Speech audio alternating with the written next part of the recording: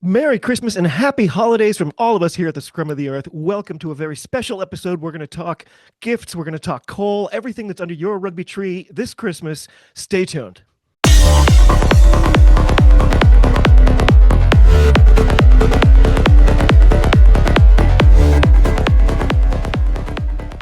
Hello, cheers, and welcome to the Scrum of the Earth podcast, the weekly show, not weekly anymore, but the occasional show that brings you news, reviews, great interviews, and so much more all about the world of rugby. This is now, we did it last year, so that makes it a tradition. We are back. It's Christmas Day.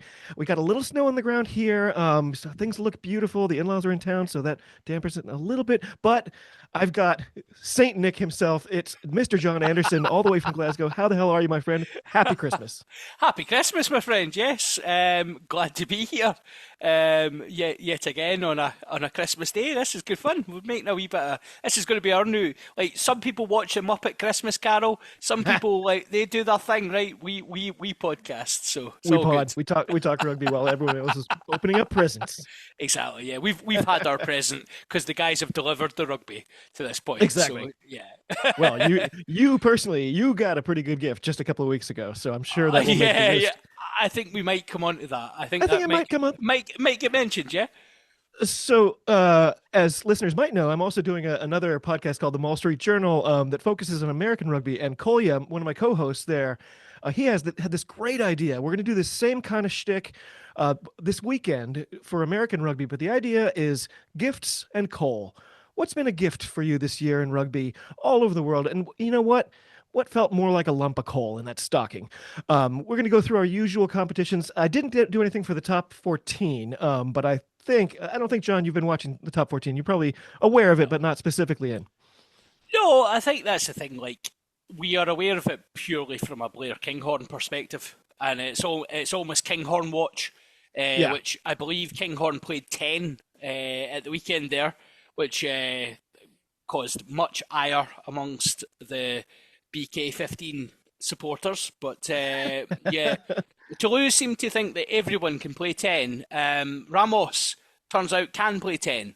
Yeah. Kinghorn, where the jury is still out, so we shall see. But I'm pretty sure that decision came in a few years ago on your pod.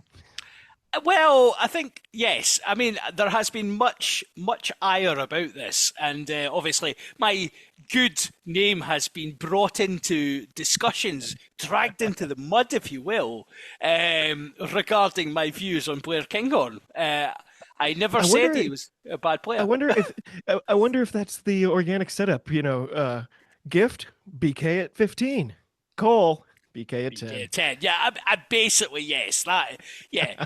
I think yes, that is fundamentally where we're at. But yes, I don't watch much top 14 because I used to be a hardcore Racing 92 fan.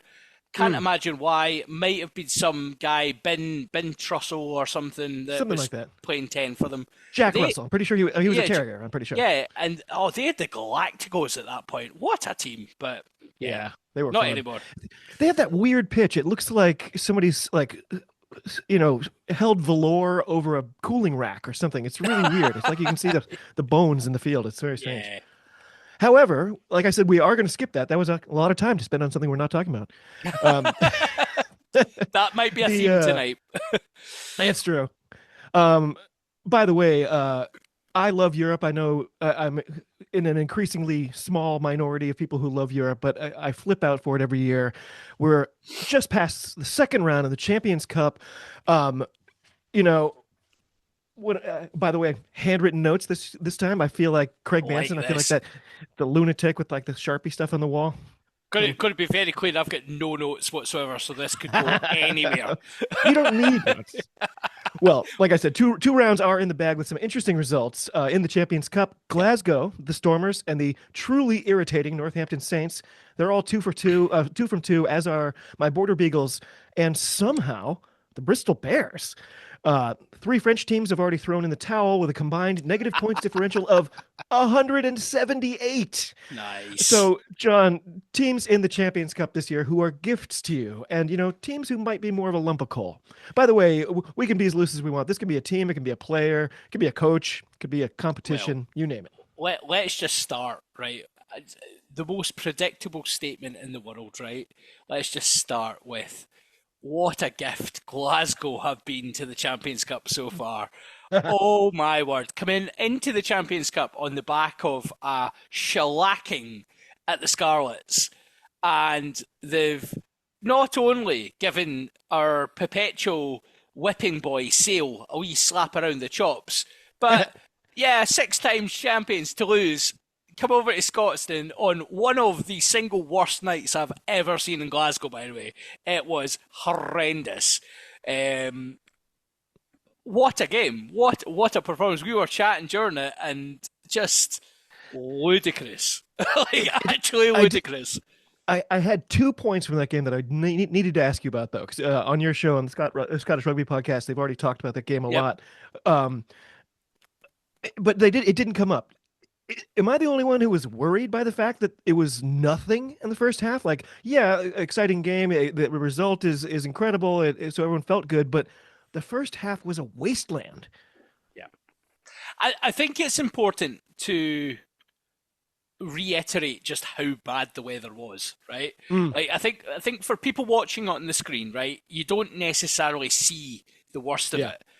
I was sitting in my flat in like, just outside of Glasgow, and I genuinely could feel the flat moving. It was that Ooh. windy. It was horrendous. The rain was sideways. We often talk in Scotland. We love a bit of horizontal rain, right?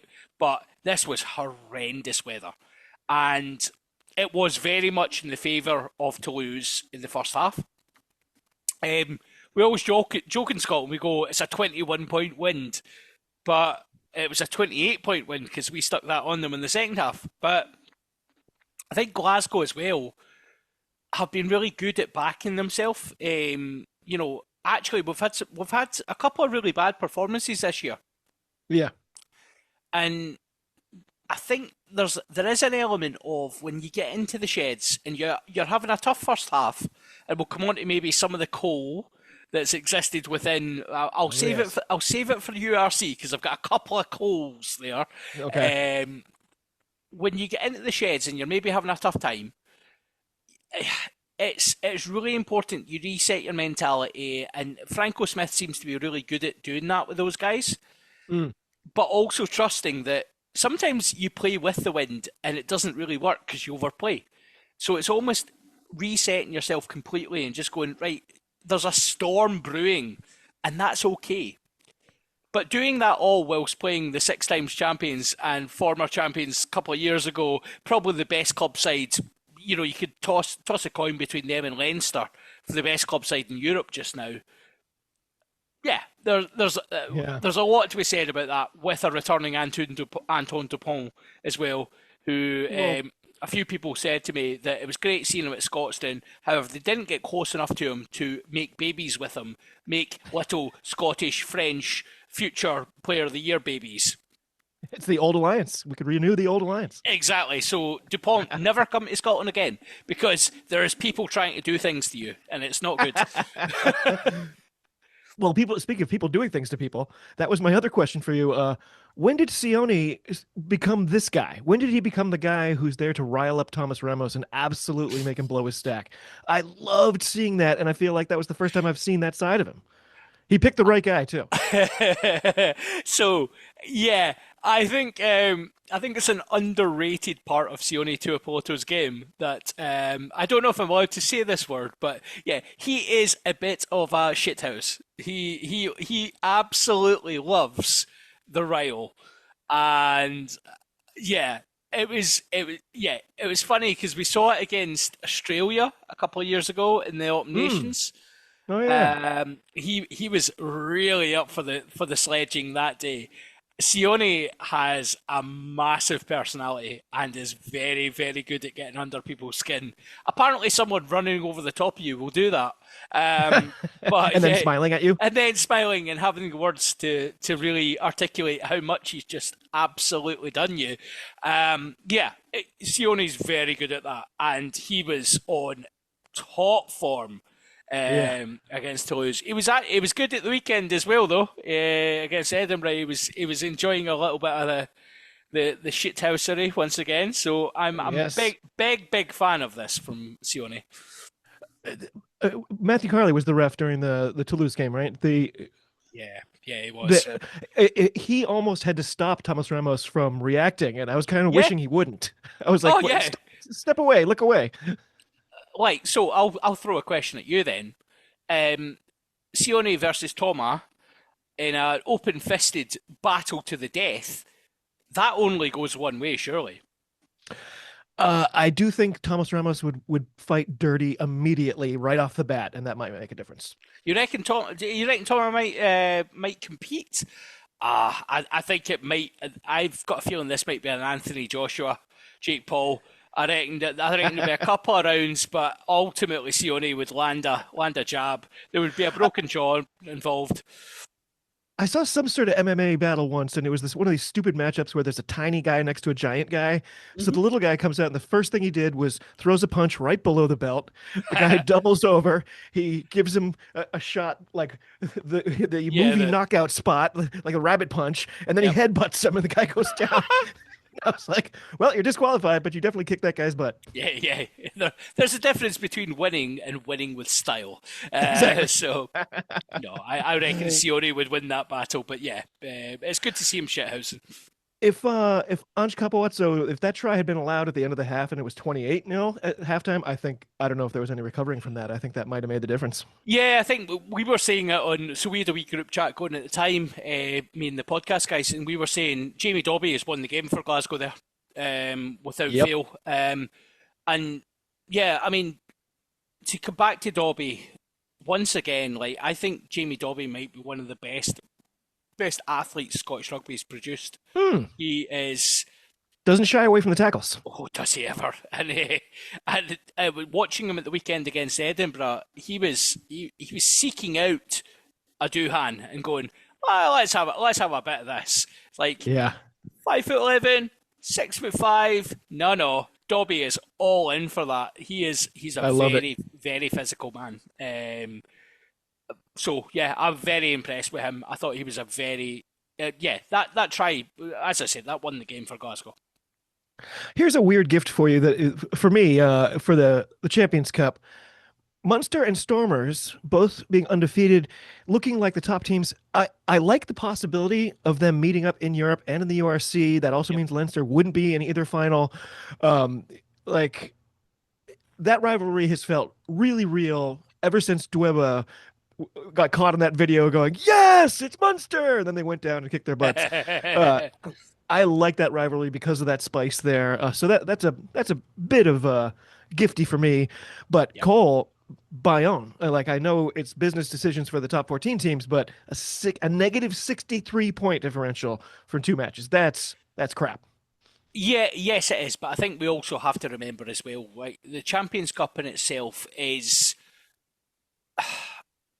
the format of it lends itself to that, right? Yeah. If you're a team that you have your bread and butter, you know where you need to survive, particularly in France. URC is different. We don't have relegation. England's different. They don't really have relegation. Um, France very much does, and they have to be very cautious about that. But if you get a bad draw, or a draw that you you map out and you go, like as a Glasgow fan, we got a terrible draw this year, Mm. and we've got two results that have now went, oh crap, we could probably do something here. Most teams will look at their draw and either go, we can compete or we won't. It's almost like a breakdown. You look at it Mm. and you go, is this on? No. Back off. And I think Bayonne have 100% done that. That's fair. There'll be other teams that will play one match, and that match will be the determinant as to whether Right. they go, So it's a four-match, cycle, but there'll be teams after one match that'll just go, nah, we don't need Yeah, this. yeah. And it's a shame for the tournament. I think there's definitely more we can do with it, and I think that's one of the challenges and why maybe They some people struggle with Europe. they fix it every year, and yet they have never fixed it. They they tamper every year, and Yeah. they make it worse. Yeah. And They're on like strike 12. yeah, and the problem is you've not. Ultimately, the problem is the seeding aspect, right? If Mm. you've got and this is the imperfect, the imperfect design of the tournament is if you've got 8 teams coming from France and six Just gonna teams say. coming from England, if you're the eighth team in France, you're not a top seed. You're not even a second Right. seed. Yeah. So you're going to get a shocker of a draw. You're going to get one of the big ones from you'll probably get a Leinster or a Munster, and you'll get a Northampton or a Harlequins or whoever from the Prem. And then you're suddenly going, we could take 250-point slappings here, putting out a full team, and still be needing, still be out the tournament, but we've just put out a full team when we could be picking up points when other teams are prioritising. It's a Right. balancing act. They've got to fix it, but Yeah. we all know what the format is now, so that means it's probably time to change it again. Mm-hmm. Any Yeah. call for you in the Champions Cup? Just the format? I mean, the format's not great, is it? The format's not great. It feels really bad that the draw itself, because it's based. I get that it's based on who finishes where, right? But you've ultimately got a situation. We've got a playoff winners in both England, URC, and France. So you're not necessarily talking about the team that's best over the 17 weeks or the 18 weeks or however many Mm. weeks or games of the season. You're talking about the team that won knockout rugby. Or the 142 weeks of the top 14? Yeah, well, exactly. Yeah. The team that started the top 14 in 2015, that's Yeah. now the champion. That Um, final's on its way. It's going to be here before you know it. I'm pretty sure it'll be here before the next Olympics. I hear. Um, so there is an aspect to that where you're not necessarily getting a representation of the team that's most consistent is getting seeded well. Mm. There's also an element of there is a mix of balance between the leagues. So top place in the top 14 is not the same as top place in the URC, is not the same as top place in the Premiership, just because of the relative strength of the leagues. Yeah. So we've not really maximised that yet either. Yeah. And that's a tough one. That's a tough discussion because all these teams are part of that collective. So if you were to turn around to the Prem and go, do you know what, your guys, your top seeds, but they are second seeds, aren't they? Really? There is an aspect here where I think we should be maybe resetting the thing and then following soccer. Mm. So soccer in Europe does a coefficient system where it's your last 5 seasons, and it's the Really? results you gain over the 5 seasons determines your coefficient, where you sit in the European rankings, so that when you then enter the competition, you enter at a position that is accurate to your standing. That's very sensible. Yeah, they don't get much right in football, but No. they've got or soccer for the listeners, but they've got this right. uh, Meanwhile, over in the Challenge Cup, Parole City, Montpellier, they're two from two, Oh, along with Stade Francais. And I'm glad you're sitting down for this. Ospreys and Newcastle, both 2-0. Newcastle, of course, hadn't won since March of 2023, I'm pretty sure. That's got to be the biggest shock of this tournament, right? the Newcastle Red Bulls are the upcoming force in rugby, though. They They tell us they're over and over. Well, I wonder how much consultation Mr. Townsend has been doing to get them to 2-0. Do you know, it's one of these things, right? I think Newcastle have actually recruited relatively well. Hmm. And I think there is going to be an aspect of in Europe, it's one-off games, right? You can forget the daily grind of the Premiership.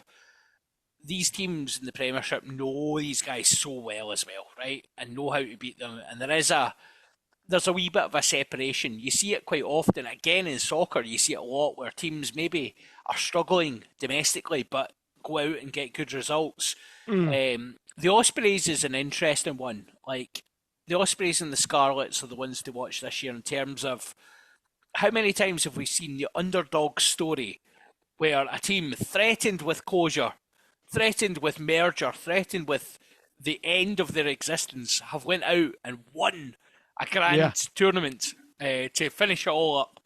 I I wouldn't be surprised to see a Welsh team win the Challenge Cup. It could be Ospreys. It could be, but that's not to say the Ospreys are good. They're not. They're absolutely kite. But Well, do you see any gifts coming your way in the Challenge Cup? I really like a gift for me was the Dragons' exciting win over Lyon. Like it was really close. I like seeing the Dragons win. It happens so rarely, and every week I'm impressed that their fans are still there because they never win, and people show up and they have a great time, and they're cheering till minute 80 every time, even if it's a 28-point blowout. I love those fans. Like the team. Nice to see them get a really close bit of success. there's an element with me for the Dragons fans of a blink twice if you're under duress here, because I feel like they are being told if you don't turn up, your team is dust. So we need you to turn up, Mm. and they're heeding that warning really well. And I do think they're blinking under duress under the cameras. I think they're going, help, help! I don't want to be here. I don't want to be here. But it's great to see them getting good results. And yeah, and I mean Cardiff are. We'll talk about the URC in a minute, but Cardiff are having a good season as well. Yeah. So it's it's a strange time for Welsh rugby, but we often see people react. You know, character is born under pressure, and these these players are they're not bad players. Let's be clear, they're not bad players. They're not bad people. They're not. They're just in a really, really rubbish situation that is Yeah. not of their making, and they're making the best of it. And fair play to them for that. However, yeah, I don't necessarily think you've got the consistency through the year and the depth. You know, we've seen Welsh teams already having to plunder, you know, semi-professional teams to bring players in to make up numbers to then give Glasgow a scudding. So, which was a bit upsetting for all Glasgow fans, but you know, we'll accept that and we'll move forward. Sound like Gregor Townsend there. We're going to take the lessons from that, David. Yes. The learnings. Here come the We'll take. learnings. Here come the learnings. I've had enough learnings to really have done my shift with Yeah, that now. can we have the quiz? Because I'm ready to take it. I Yeah, think yeah, I yeah, know. yeah, yeah, yeah. I think I could pass the learnings now. I think. What about you though? The Challenge Cup. Any gifts you've seen or any coal coming out Do of you that? know? Do you know what? No, I think ultimately, I think Europe in its entirety is a gift because I think we don't have to look that far back to remember that this tournament was toast. There was splinter groups going off all ends, right? And I think with the upcoming chat about the North versus South, you know, the big kind of the world tournaments that we're looking at, which the cynic in me, I say cynic, the realist in me, um, that's a Southern Hemisphere grab, right? How many times have Southern Hemisphere teams went, oh, there's more money in the North, so let's make sure we're involved in that? And that's exactly what this is, yet Yeah. again. So I think we have to really be proud of the European Cup Mm. and really protect it. And I think the Challenge Cup's been a really sensible addition in terms of the structuring. Um, I I don't like necessarily. seeing the teams I don't get to watch normally, like the Cheetahs and Black Lion. Although Yeah, they've both been pants so far, but I just like yeah. seeing teams I don't usually get to see. Yeah, I think I made a joke recently about South African teams. Oh, it was yeah, it was the Lions, and I was like, oh, so Bo Venters signed for the sixth best Lions, sixth best South African club team. Cool, that's ambition. Woo! Zap. Never met anyone named Bowen either, by the way. Yeah, I don't think he's actually called that. Just Bo. Here Yeah, he would be Bo. yeah. What else do we got here? Okay, over in the perm, I haven't really been following the perm mostly because of the nails on chalkboard level of commentary. Like, they Yeah, are really outdoing themselves with the awful scale this season. yeah. Sidebar, which commentator would you most like to see getting nothing but coal this year? I mean, Austin Healy can die in a pit of hellfire, and it still wouldn't be enough. The guy is an absolute asshole. Yeah. He's the worst by a mile. The fact that he gives the distinct impression that he hates the game of rugby makes him a very weird choice for me. Yeah, I mean, him and Andy Good between them could. Yeah. I think they should just get in a room together and just record a podcast, but never release it, and just could perpetually do it. And Yeah. I reckon they could. I reckon the amount of hate coming from that room could probably power a small power station. Exactly. Between Andy Good's retweeting things about J.K. Rowling and Healy threatening to fight Squidge, Yeah, yeah, I think we have an equal and perfect amount, perfectly balanced toxicity level. We can put them in a yeah. room and open the door later, and there's just nothing left. Essentially, what you're talking about is a new law of motion that Newton didn't discover. We discovered this. Everything has an equal and opposite perpetual motion. We didn't discover that. These guys have told us that, so therefore we've discovered they have an equal level of rugby hate, which balances out perfectly. I can't believe neither of us have been knighted yet. Isaac Newton, he thinks he's so big. I'm Yeah. Sir Isaac Do Newton. you know, right? Yeah, do you know what? The Christmas or the New Year's awards in the UK are coming out, but I just don't think I'm going to get a sir. I don't think I'm going to get a knighthood. There's always 2026. I'm not convinced that I might ever get a knighthood, which is a shame because Not with that attitude, you won't. I think I would be a great bloody knight. I reckon I would wear it really well. I'd be clippy clopping. I would have my coconuts, and I'd be off threatening like people. I'd be chopping their arms off, and they'd be just like it's a flesh wound. I finally showed my son the Holy Grail, and he absolutely flipped. I don't know if I've ever seen him laugh so hard. I'm so Yeah. proud. We had a funny, just as a complete tangent, we had a funny situation the other day where Kat's parents were in the house and they're in the kitchen, and Kat's mum goes, Katrina, why is there coconuts here? Coconut shells. Why is there coconut shells? And Kat's like, because obviously I was at the castle and I was clippy clopping. And she's like, what the hell are you talking about?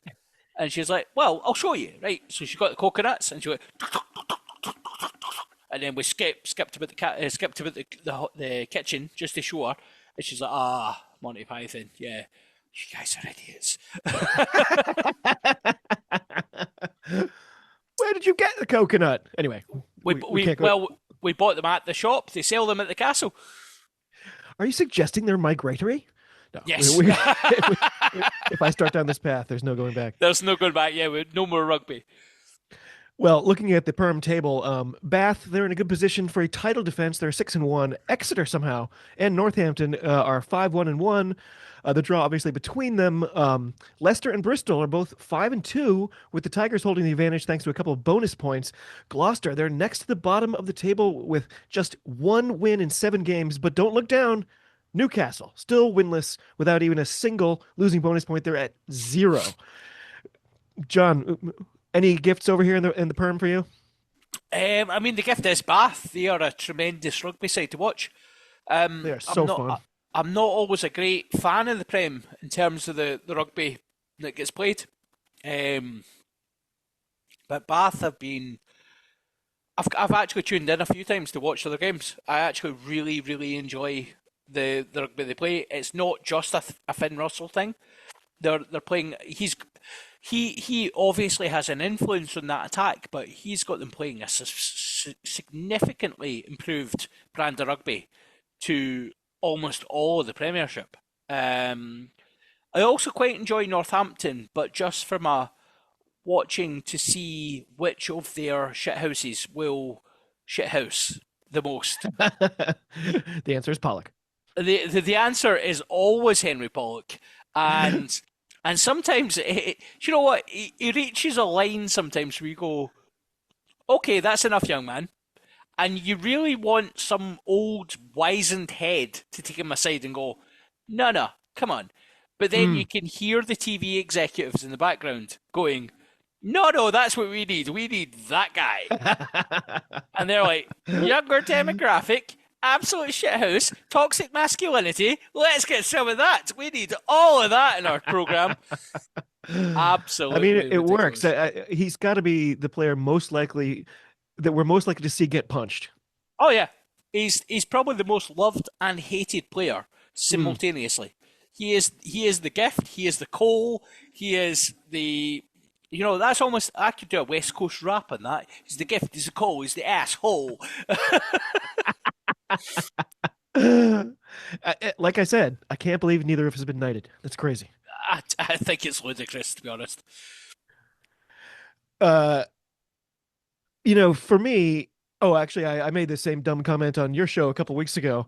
For me, a gift in the Prem this year, seeing a former Jacksonville Jaguar go over and really trying to make a name for himself in rugby.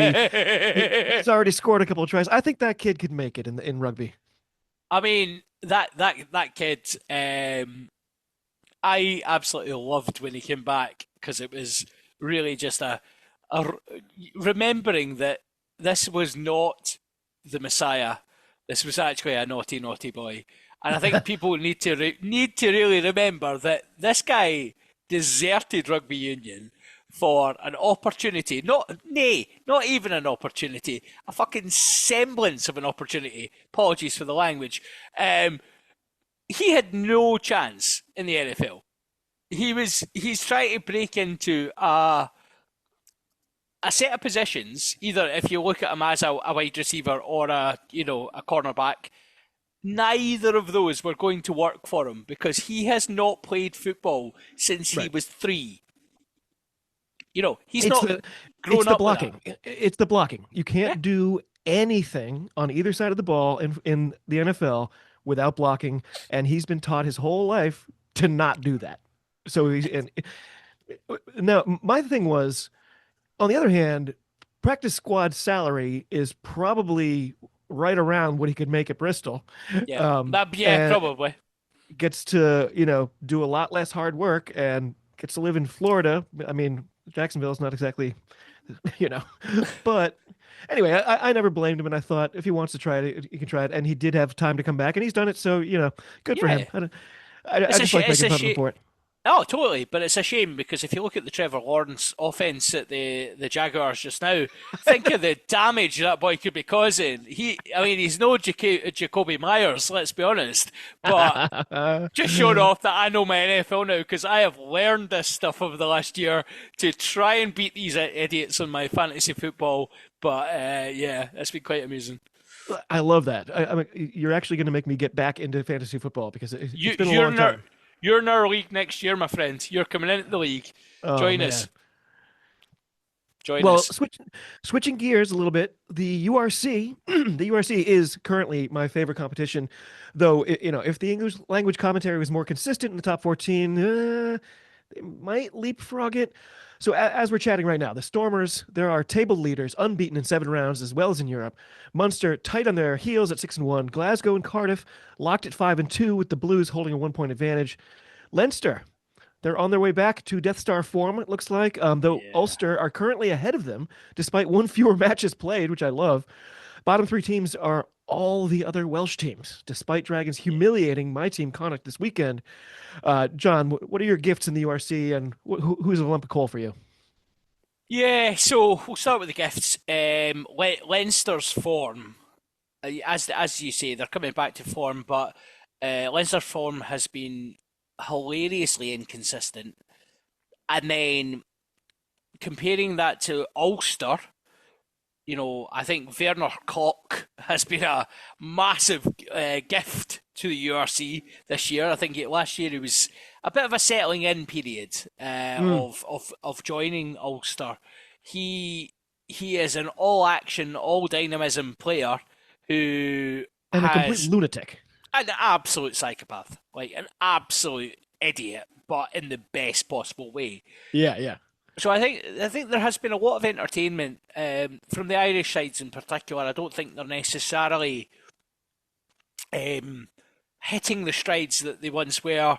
Is there is there maybe starting to be weakness in Irish rugby? Oh, might this just be the hope that Scottish rugby fans need, want, desire to have our dreams crushed once again in the early months of 26? I think it might be, but yeah, I think it's been good that it's not been dominant, right?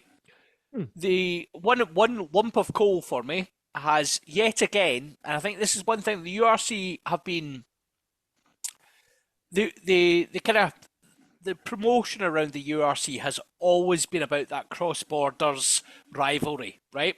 Mm, And they've done it in a really, really antagonistic and quite um, ugly way, which has led to, I don't know if it's led to it, but South African rugby fans are literally the worst. They are, I mean, and I didn't think I would go further than Ireland fans. Irish rugby fans were, they were a line for me, but the South African fans, they make every single interaction as a rugby fan on the URC ugly, aggressive, and really, really not right. And it's a problem for the league.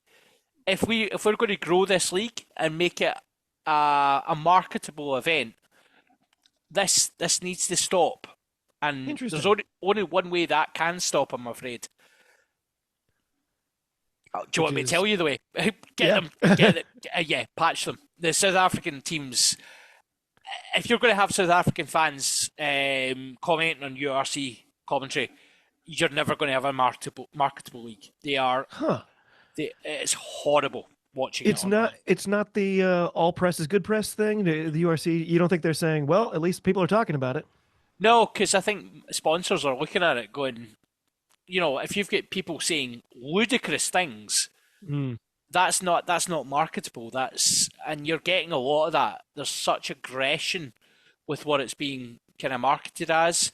I mean, you can almost move past the every single comment on every single game being, oh yeah, that's South African that plays for Scotland, Wales, Ireland, um, winning that game for you. Oh, that's South African that plays for the Italy teams winning the game for you. You can move past that a wee bit and be like, yo, do you know what? You've got a great youth system. Cool.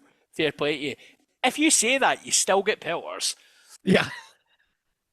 And you're like, it wasn't me that convinced the boy to come and seek fortune elsewhere. It wasn't me that decided that Kyle Stein wanted to come play for Scotland. Gaze peace. I'm no responsible. Come on. Everybody has the same rules. Everybody's following the same way. Oh, yeah, but unless you're South African, you know. I'm surprised Ireland doesn't get more stick for that because anytime you hear a player's name, it's usually not an Irish guy. It's James Lowe, it's Jameson Gibson Park. All the names you keep hearing don't tend to be the Irish guys. And that's an exaggeration, but Yeah, they've fed very, very well into the if you're Irish, if you want to be Irish, you're Irish aspect of things. It's similar to what we tried to do in Scotland, but unfortunately, we've not also got allowed. idiot fans that go, oh yeah, he doesn't have a Scottish accent. Oh wait, no, we have ex-international rugby players saying, yeah, oh his accent's not Scottish enough for our team. Half of our team was born in England. Gaze peace. Honestly, so bad. What about any URC players? You got any gift, any players' performances stand out for you as big gifts this year? We talked about Sione a little bit. I think George Horn's having a hell of a season. Yeah. Uh, who else is on your Yeah, I good think list? I think from a Glasgow perspective, you're looking at Horn, you're looking at JB Dobby straight away. I think Stafford McDowell has really come back into form as well, which is great to see. Um, Back row wise, Jack Dempsey has come back and has Jack decided Dempsey. He's taken the rejuvenation pill or something. He looks like he's like the Benjamin Button he, of he rugby he players. he was never an aging Aussie. He was just a very angry Aussie. He has chosen violence this season, and I am Yeah. all for it. And I think the great thing about that Glasgow back row is when Dempsey chooses violence, Fagerson and it's usually Fagerson and Darge alongside him, they equally seem to go, well, he's choosing violence, so I want a bit of that violence, and it becomes this bloodbath. Yeah. And I am big on it, and it's the speed of ball Glasgow generate at that point. But it's great to see as well Xander Fagerson back. Like I Mm, know yeah, it's that way Glasgow have. It's a huge gift for us to have him back. love He Xander. He's he playing out of his skull too. He is, yeah, yeah, and he's just hit the ground running yet again. But it's one of those ones where you go, what would a Xanderless future look like for Mm. Glasgow, for Scotland? And it's not great because my lumps of coal, oh my goodness, the drop off in scrummaging across the piece in Scottish rugby. Um, Jamie Batty, man. I feel bad because I'm in Jamie Batty's hometown here, talking dirty of the boy. I probably met his cousin at the burger van earlier on, but that guy is he's so There's beyond. there's a burger van near you? There's a few burger vans near me, and they're very good. Really? Oh Really? yeah, oh yeah, yeah. Big Nicky, Nicky runs a burger van. Bumped into her in the street one time, didn't recognise her, but yeah, she runs a burger van just round the corner. Good times. Oh, Go breakfast roll, wee sausage and tatty scone. Oh yeah, superb. wow. This is the Now, content you now I'm get me hungry. on for, David. Oh yeah. Well, now I'm hungry. Yeah, so no, Jamie Batty's been a massive. The loose head position for Glasgow has been a massive problem this season. Huge lump of coal. We don't seem to have it right. Batty's been exceptionally poor. And I think people always gravitate towards the scrum penalties. You always go, oh, they concede this at the scrum. That's fine, right? Do you know what? You're often going to get smashed in the scrum against bigger teams. That's fine, right? But it's what you do about the park that mitigates that. Mm. And Batty's answer to that has to be conceding penalties all over the place, which is really frustrating. So he's been poor this year. I think you're also looking at. I hate saying this, right? But so Batty got the Shepherd's crook at 30 minutes in a URC game, as did Big Jari Aguntabeju, and we've not seen him since. And he's a young man, right? And there's so much potential in that kid. He's going to come back. He's going to be brilliant, right? But there was an element of what we affectionately know as the Darcy Graham effect.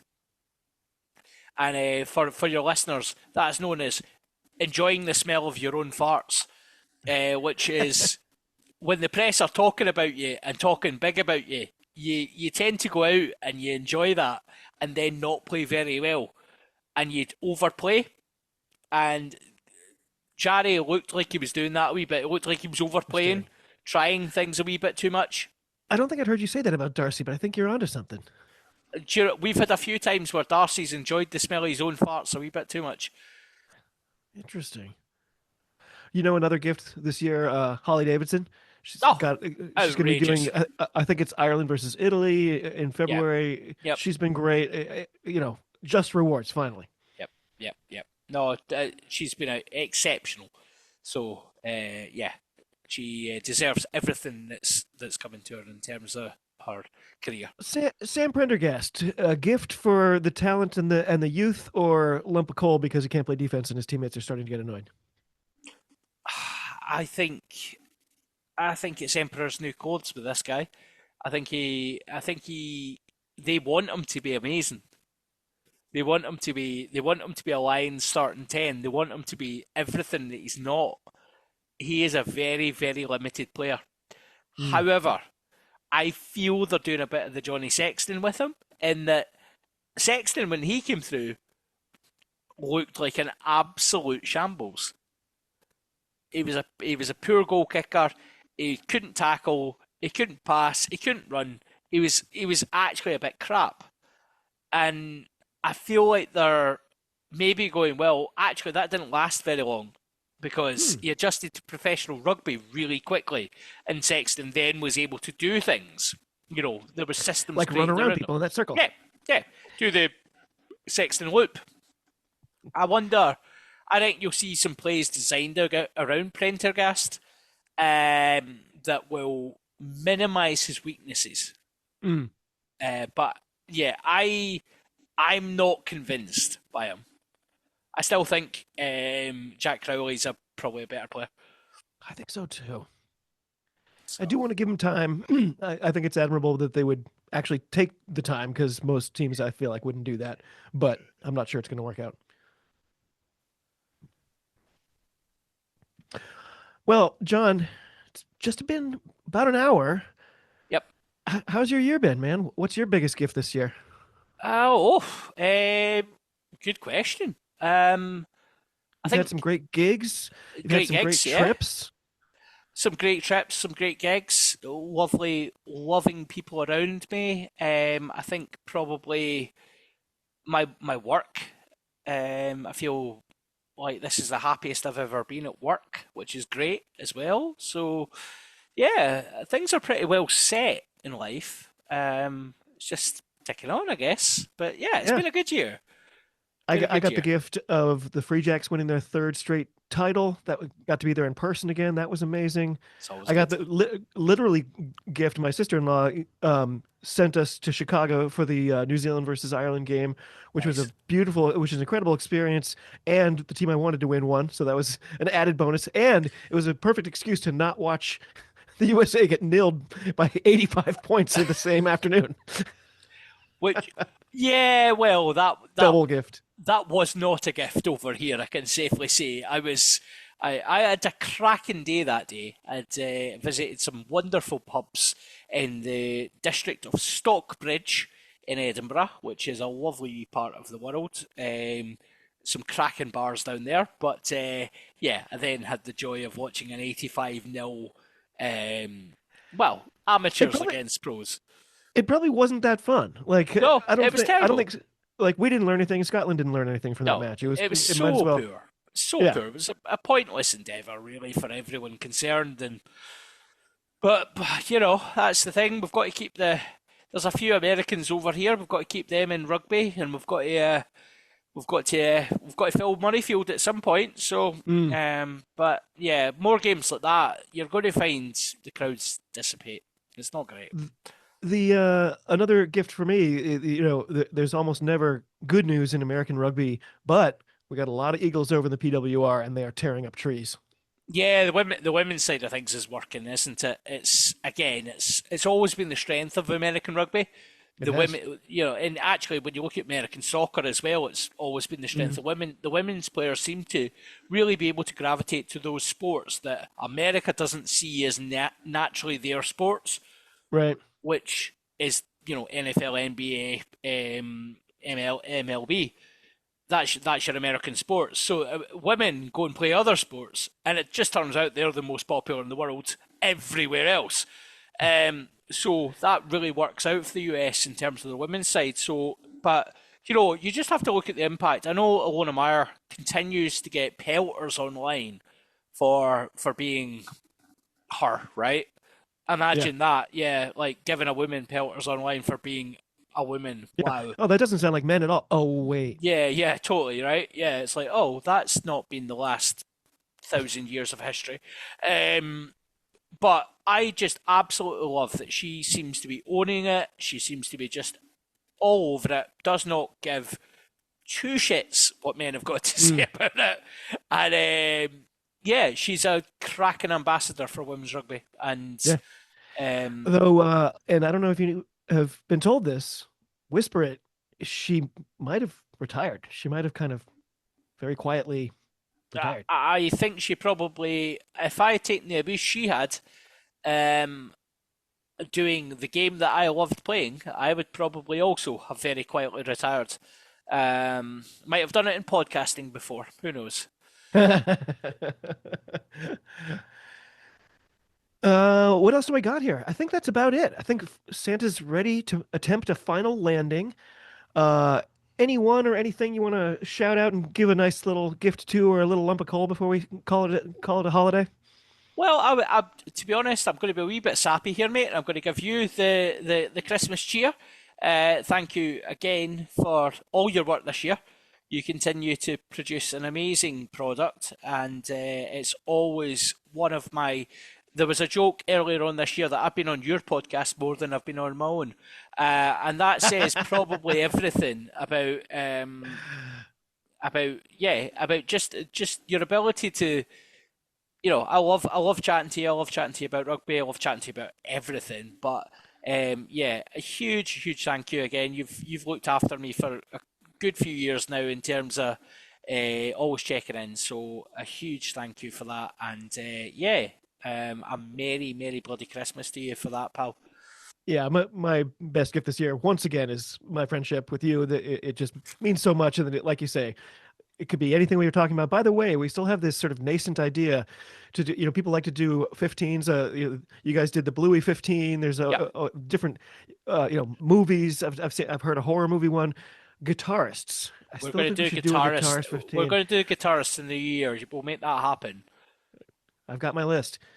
Should Yeah. anyone else join us? I feel like pretty much everyone plays guitar, right? Well, you would think, wouldn't you? But yet, turns out I'm probably the second best guitarist in my band, and there's four guitarists. So, just saying, just saying.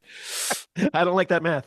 I'm not telling you which one's not as good as me, but yeah, It was all through high school that we had a guy playing drums for us, and it was because he owned drums. Like yeah, he was a much better yeah, guitarist than yeah. any of us. He was a much better musician than any of us, but he owned a big old drum set and could play. So we were like, guess I what you're think playing? I think that's pretty much every drummer's life. But I this year I've probably embraced the fact that I probably am a drummer, in that the way I hit the things is quite obscene. So I've probably realised that I am the drummer, and that's okay. That's my path in life now, and that's fine. So If Craig was here, he'd say, "Look at me, I'm the yeah, drummer now." I am the drummer now. We've got a Valentine's Day gig coming right on Valentine's Day, so we're putting Nice. together a massive medley of songs titled "Heartbreaker." We've got, Mm, I think we've already got four, nice. and it could expand pretty easily. I like that. I like that. Yeah, our next gig is 6th February. So we've got a January of auditioning bass players ahead of us. So Oh, he didn't work out? no, so he was just temporary, just a Oh, temp bass. Yeah, he plays with another band. We know him from the oh, other okay. band. He says he'll fill in anytime we need. But yeah, we're going to look at getting a pair in. See, we've got two options that we're interested in. We're going to audition them. One of them would be a really good fit as long as he didn't dress like a zookeeper. Um, so we'll see. And on We'll see. bass, the ghost of Steve Irwin. Yeah, on bass. This is Jurassic Park. Yeah, basically, which would be concerning. But the other guy turned up at the gig on the other weekend there. Um, he came along to watch us and then proceeded to try and bribe us all with fries. So he bought a big pile of fries, and every time he went to the bar, he'd be like, "Oh yeah, yeah, yeah. Not that I'm trying to bribe you, but do you want a fry?" And I'm like, "No, no, I'm quite nervous. I'm about to go and play some music, mate. Yeah, I've got stuff to do. Yeah, sorry. So, No, no, eat the fry. eat your own fries." Oh, it's a gift for you. What? So Marcus Smith, he's turned into a bit of a controversial player. Yep. I recognized Marcus Smith as being really good for me really early, and I felt Yep. really good. Like, hey, look, I spotted this guy. This guy's got a lot of talent. Before people started saying he's rugby Jesus and everything, I Yep. was talking about him, and I felt really good about that. And then his reputation kind of went the other way. Then the Six Nations documentary came out, and he just made himself look, Oh. oh. And then just I think a week ago, you should check it out on Instagram. He's like, hey, I've been learning how to play drums. Check it out. And he has a video of him playing drums. Oh no. He should It's not not be good. he should not be posting videos yet. Excellent. That's good. I need that in my life. Yeah. That sounds like the biggest gift you could possibly give me. Thank Yeah. you. That's Thank you. pure Christmas joy for you today. John, my friend, so great to see you. I'll let you go. You probably have stuff to do today. A lot of people seem to think there's stuff to do, but Yeah, yeah. I believe there's some food getting already started to rustle up in the background, and I've got lots of drinks to go and tan. So yeah, yeah, all good. gotta eat the cookies that you left out last night. Well, no, they've already. You take a bite out of them before bed, don't you? Yeah, So yeah. you make it look, but then you have to take a bite Take a out of the little sip of carrot them. as well, and nobody wants to do that. So, That's what knives are for. well, my one's smart. She needs to see teeth marks. She's a wee savage. Oh, She's wow. like, she needs to see teeth marks. So like, Jesus, the Look reindeer at teeth look different. I heard a Frankie Boyle quote recently. Where he said something about, "You have no idea how many organic vegetables I've left on the side of my plate." Exactly. Yeah, yeah, yeah. Okay, my friend. Happy Christmas to you and all of yours. You're the absolute best. Love you, pal. Have a great time. We'll catch up very soon. And cheers. Talk to you soon. And be well. Thank you. Thank you all. Enjoy your Christmas, guys. Bye.